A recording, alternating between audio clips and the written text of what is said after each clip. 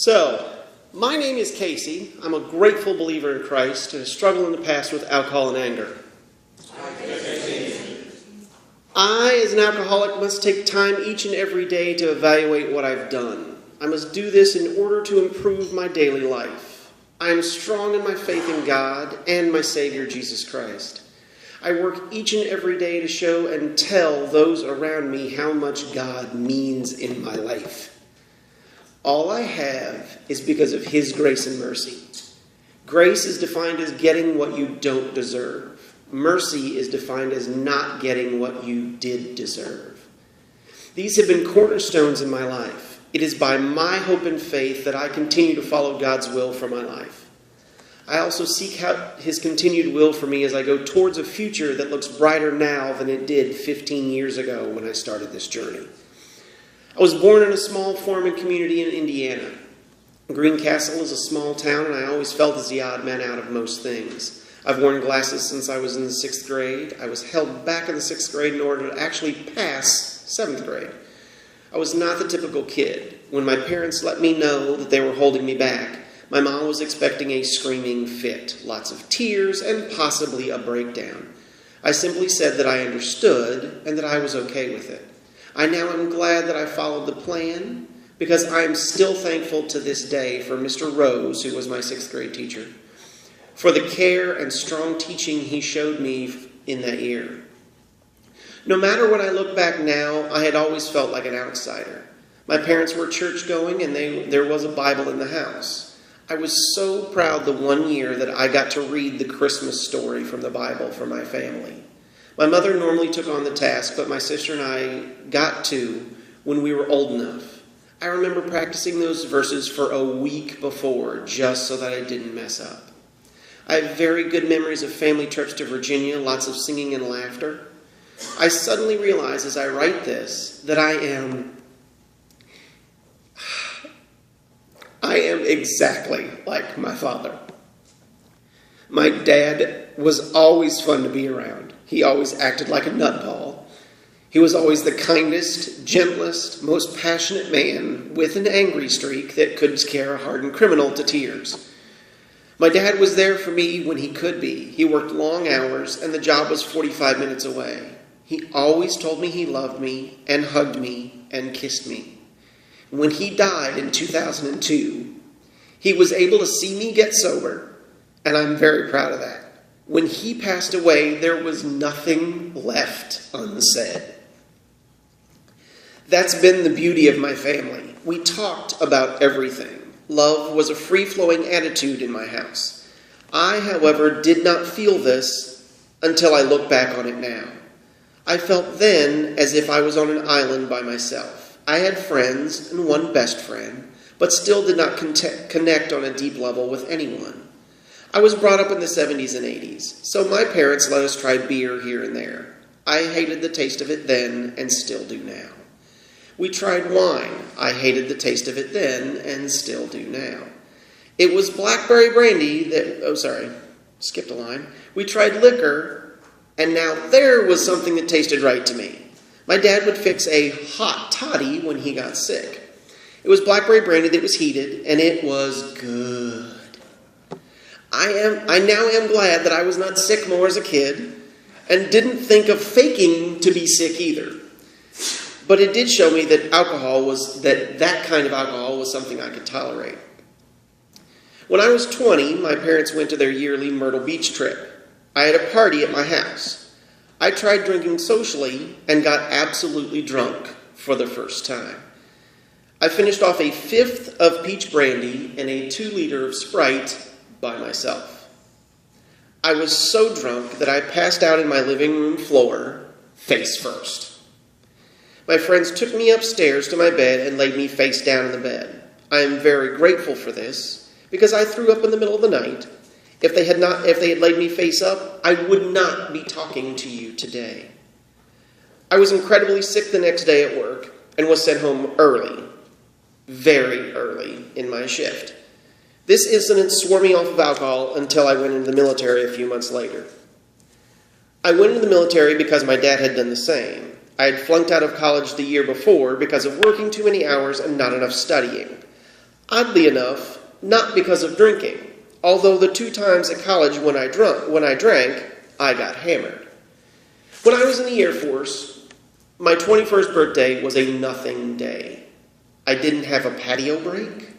I didn't have a candy bar. I didn't even get to call my family. I came home from the military and married my first wife.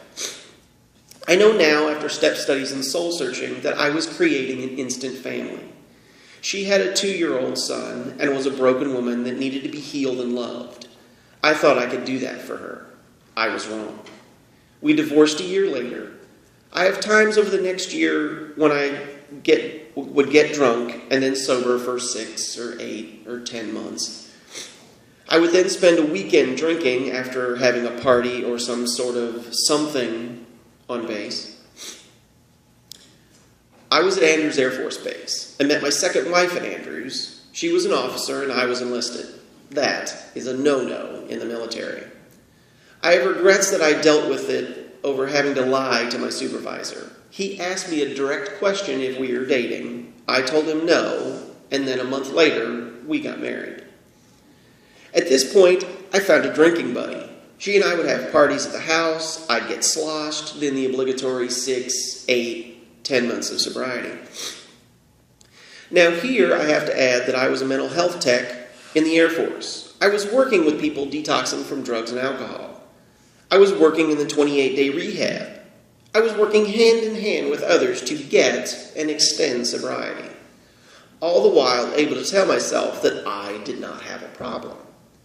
I think it's important to say that I never had a fight while I was drunk, never had legal issues, never had a DUI, never had a relationship end because of drinking, never had someone tell me that they thought I drank too much. That is what has never happened. What has happened is that I spent countless hours drunk and missing imports of my life and other people's lives that I can never get back. I have done some things that I am not proud of while I was drunk, that I've had to apologize for later and still feel bad about them today. My second wife and I spent time in Desert Storm together before we got married. After 5 years of marriage, she moved on to someone else, and I was divorced for a second time. I wanted to just be me for a while and find my own way. I was still drinking with my normal pattern, and I met my third wife in 1992. She was working on a different unit in the hospital, and I was working nights. She said she had forgotten something at work, and I took the shot to ask her out. She and I began dating, and we dated for a year. In that time, she was transferred to California, and I stayed in Maryland. We survived 7 months of a long-distance relationship. I was then sent to Panama to help out with Cuban refugees that had been diverted there. This was where the wheels came off of my drinking. I was in a different country, away from my friends. I didn't know anyone when I went down there. I arrived 6 months after the initial people had been deployed there. This was pushing every one of my buttons, and I didn't even know it. I gravitated to the people who drank and partied. I did not know why then, but I certainly do now. If everyone around me drinks as much or more than I do, then I don't feel as bad. I also have people to commiserate with when I have the hangover that won't end. I was drunk every single solitary day off I had in Panama, and I was there for 4 months. I found that Everclear was my drink of choice. Everclear is 98% alcohol. You literally can run your car on it if you need to. If you need to Google it, Mythbusters did it. Anyway. I would have a 20-ounce tumbler with 16 of it being Everclear and 4 ounces of Squirt. I still, to this day, cannot drink Squirt because of the memories associated with that taste. I know that I did not drink while working because the work was 8 miles from the nearest town. It was literally in the middle of an old bomb range. And there was no alcohol allowed in the tent city that had been constructed there. I am very thankful now that those things were in place. The worst night that I can remember was New Year's Eve. I was at the NCO club and trying to talk to my fiancée. I could not hear her over the noise, and I was not making any sense because of already being hammered way before midnight. I came home from this deployment and was faced with a serious choice. I had to give up my truck for non-payment. Most people, while being deployed, are able to come home with some extra because of the difference in pay while you're gone. I came home owing $50 because I had used all of the extra up while there for drinking and partying. My fiancé and I were married when I got home from that deployment. I now had a relationship that was built over time and hard work. I also had a drinking buddy and close friends to call on when I needed. I now was working on making sure I knew when the bottom would drop out of my life. I would do everything to a T, cross my T's, dot my I's, do everything exactly the way other people wanted me to do it. And then 7 or 8 months would go by, I'd start to fall behind. I did this unconsciously to avoid having a problem that I didn't create or I didn't see coming. If I mess up, and know that I did, when I was talked to my supervisor, I knew exactly why I was being talked to. This was a very hard thing for me to admit later on in my recovery. I always said that I was just falling back into my own ways when it would happen.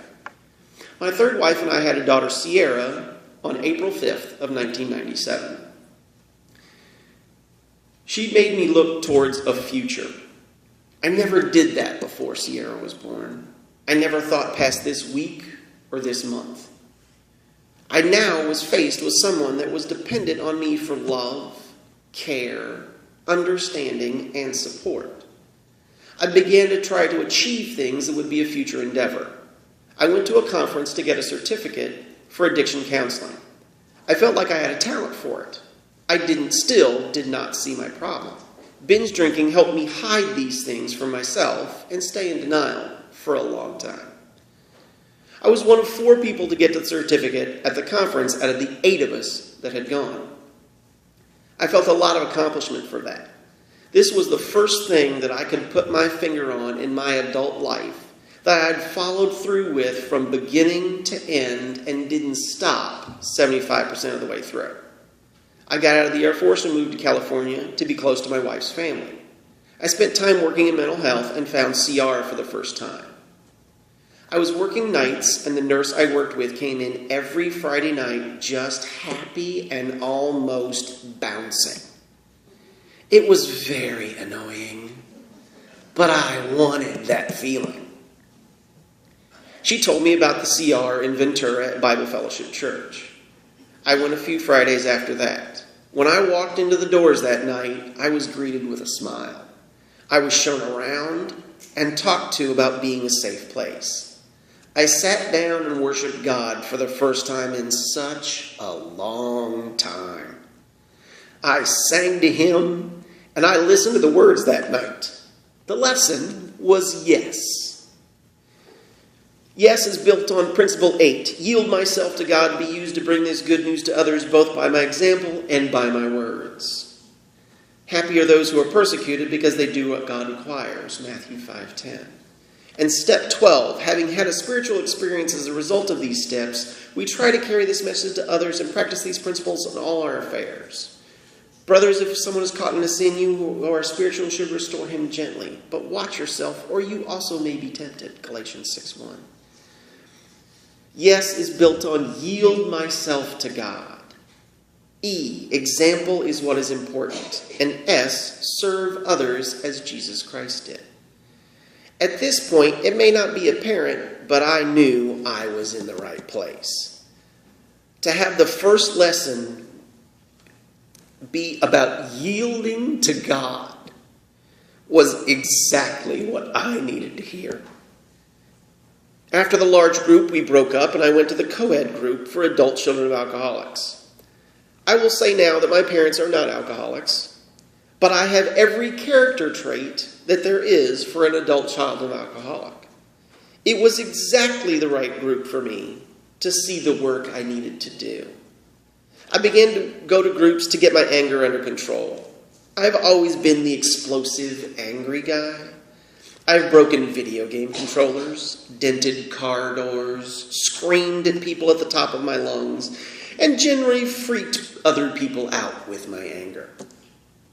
I began to look at why my emotions were on edge. I worked on myself week by week and felt progress working in my life. I felt the hand of God was working in my life. I felt a personal connection with a Savior that I had given my life to at age 16. This was when I reached the conclusion that I had a drinking problem. The aha moment happened when we were having a friend come in from out of town. They asked me what I wanted, and I said to get some wine coolers, and I would sit down and be social. No party, birthday, anniversary, commencement, retirement, holiday, weekend. I was going to be social, like a normal person does. As we sat down to catch up, 5 minutes into the conversation, I looked down and 2 of the wine coolers were gone. I was doing it again. I was drinking to get drunk again. That week at CR, I went into the alcohol and addiction group. It was exactly where I needed to be. I began this journey to work on my alcohol and my anger. I have not had a drink of alcohol since that day.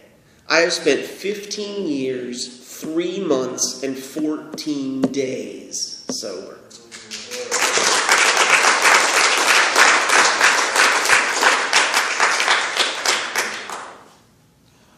That's 5,585 days.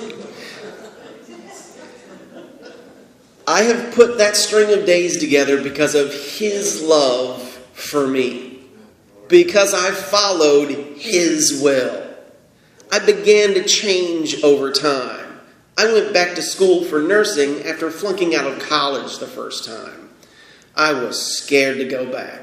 But I had this program and Him to depend on. I got separated from my third wife and spent time homeless, living in a tent at a lake.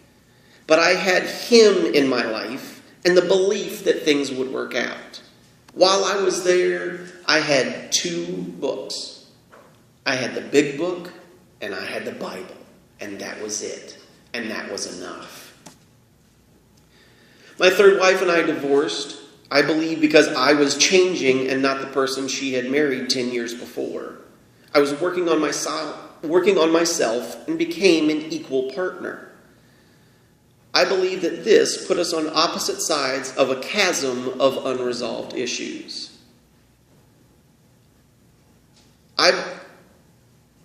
We were divorced in 2006. I then began to focus on my recovery to avoid problems in future relationships. I also dove deeper into why I did the things that I did in my life. I did another step study, and this was the best one I've ever been a part of in the last 15 years. The 4 of us met each week and became closer and learned more about ourselves and each other. I grew more during that time than ever before. I looked at things from a sober perspective.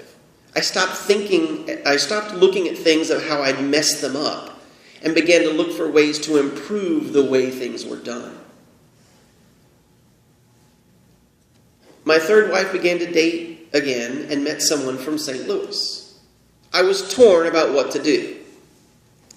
I talked to my sponsor, and he asked me one simple question. What's the worst thing that could happen? His question meant so much. Moving to a new city and knowing no one, I'd done that before a few times. Changing jobs and starting over after 11 years at the same job, I'd done that before as well. Finding a CR in a new city, I'd done that before also. So much in one simple question. I will say publicly, thank you, Mike. You were a great friend, sponsor, and hardline to keep my sail in the right direction. I moved to St. Louis from California because I believed God had a plan. I believed that I needed to be a part of my daughter's life now and always. I had to trust that he had something that I could not see. Jeremiah 29:11-14 says, "For I know the plans I have for you, declares the Lord, plans to prosper you and not to harm you, plans to give you hope and a future. Then you will call on me and come and pray to me, and I will listen to you. You will seek me and find me when you seek me with all your heart. I will be found by you, declares the Lord, and will bring you back from captivity." I found this CR because I knew I had to find a CR here. I tracked through a few meetings and found Dave at the Rock practicing. And he told me he had just the meeting for me and gave me directions here. From the first time I walked through the door, I felt greeted, shown around, at home like I knew I would find. I gave my testimony here for the first time over 2 years ago. I talked about drumming and became the drummer. I've had no formal training in percussion. I know that this is apparent to most drummers. Thank goodness most of you aren't drummers. But to have only raw talent and to be able to follow along from the seat of my pants some nights makes me happier each and every time. I feel like I've accomplished a lot simply by listening to his direction for me. I gave my testimony at Destiny Church CR. My fourth wife and I began to talk at that meeting. And then when the Destiny CR closed, some members began to come here. So she and I talked more and more. I have felt a connection to Leanne the more I talked to her. I love her caring nature. I love her commitment to God. I believe that God is at the center of our relationship. I believe that I am making different choices in this relationship than I ever have before. I believe that our daughter will know God in her own life because I have begun to make it apparent that I have God in mind. She and I just celebrated our first anniversary. We have a beautiful baby daughter, Lillian Grace. I'm a big part of Sierra's life for over 17 years now. I now get the chance to do it all over again. I have real conversations with my daughter, Sierra. I also have real conversations with my 5-month-old Lillian Grace, although she doesn't understand them yet. I'm able to admit fault for my stuff. I'm able to graciously accept my stuff from other people, like Leanne. Leanne and I are together because God had planned it. I had to follow His will for me. I'm able to completely be present in our relationship because I have worked on the stuff that got in the way before. I laugh at life on a regular basis. That is not possible without Him in our lives. If I'm struggling with a decision, I now pray about it. I pray before we eat dinner most nights. I include other people in my prayers. I pray for His will to be done. So much so that I was talking to my sister who was faced with a huge decision. Not sure what to do. I prayed for her for His will to be revealed. I prayed that if it be His will that the job will open up for her to move and affect others' lives. My sister, my mom, and I talk and post on Facebook and other areas more about God than I ever have in my entire life. I believe that that is a direct reflection of how much I let Him into my life. I also believe that a solid, strong program with Him at the center can lead you through anything.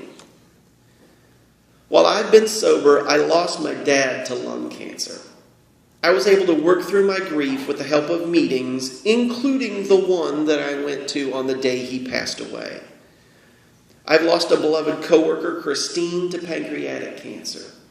She and I worked side by side every weekend for 5 years, and her life of sobriety was cut short by cancer. I was happy to help her and watch her grow in sobriety. I lost a beloved friend and coworker, Bill, to a sudden death. He moved to our hospital unit from a different unit because of Christine and what she had talked about at work. I've moved to a new city and had to start over 5 times. I've always found a CR when I go anywhere because I believe it is an anointed program. That is why I say a strong, solid program built on the rock that God provides can lead me or anyone to salvation and sobriety. Belief is stronger than thought. I believe that He is at work in my life, directing my life. I believe that the light will come on when I turn on the switch.